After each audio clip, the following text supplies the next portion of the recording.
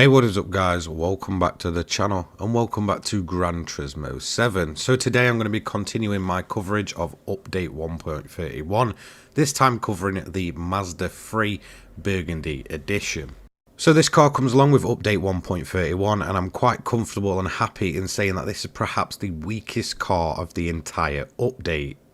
That's not to say it's a bad car overall. I actually really like the look of this thing, and when it's fully upgraded it has some great handling to it. However, in the long run of GT7 it's just not very useful. Now if you do want to buy this car for yourself, it's currently a very measly and very cheap 37,000 credits from the Mazda dealership. It comes in at 418.76 pp with a maximum power output of 177 brake horsepower and a weight of 1,480 kilograms, and it's also naturally aspirated with a four-wheel drive system, so overall a pretty average statistic.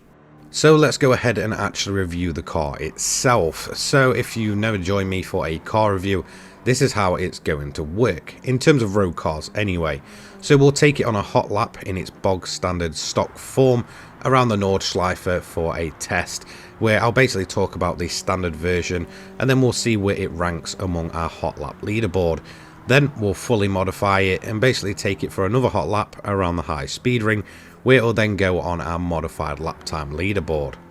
So the Mazda 3 X Burgundy edition, in my honest opinion, is just not that great of a car, and realistically it's just not very useful, even being outdone by the van. And that's for one simple reason really: even when fully upgraded, the engine of this car is just not very potent, and in its standard form that 177 brake horsepower really feels like nothing. The only upside of this car is that its handling's not that bad, and that's due to the four-wheel drive system. However, I wouldn't say in terms of its handling it's anywhere near as close in terms of the other four-wheel drive cars in the game. It just feels kind of lacking pretty much everywhere, apart from one place where I would say its styling is actually rather quite nice. There's just something about the front end of this car that really appeals to me, and it almost feels like it's a bit of a throwback to the RX-7 concept car. It's pretty much identical in some ways. It's a really good looking car, and it's massively let down by the fact that overall it's just not a very sporty model, in terms of Gran Turismo 7 at least.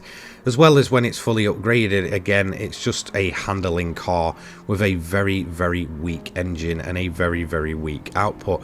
This could quite easily be changed with an engine swap, but we all know what polyphony are like with those. So in terms of its engine performance, including acceleration, top speed and that, I'm really struggling to kind of give it any kind of words. I don't know if it's just me, but that engine just feels so underpowered. Handling, however, it's okay, it's nothing special. It is kind of helped out a little bit by the four-wheel drive system, but in all honesty it's just not that noticeable. There's certainly other cars with different kind of drivetrains that really do just seem to perform better through the corners, whether that be front wheel drive or rear wheel drive, putting out around about the same horsepower. Again, I just think that you're not going to be getting the speed through the corners to really make use of a four-wheel drive system. Whilst yes, okay, it's overall a decent system, it's not terrible, the handling is not absolutely dreadful, it's just not really good enough. And I do feel like a four-wheel drive system on a car this kind of slow is very much a waste of time.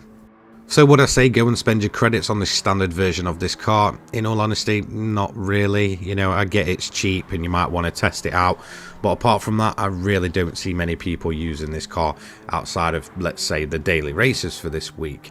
Apart from that, it's really not overall a very useful car. So let's check out where it comes on a Nordschleife leaderboard. It comes in second out of 6. It's just beat the Toyota Alphard. The Alphard obviously weighs a lot more. Again, another four-wheel drive car and another update 1.31 edition. Overall, it is about 2/10 a lap slower than the NRA ND from 2022, which does have less power, obviously less weight, but is definitely, again, another car that's not overall too quick. So yeah, just showing its weak side.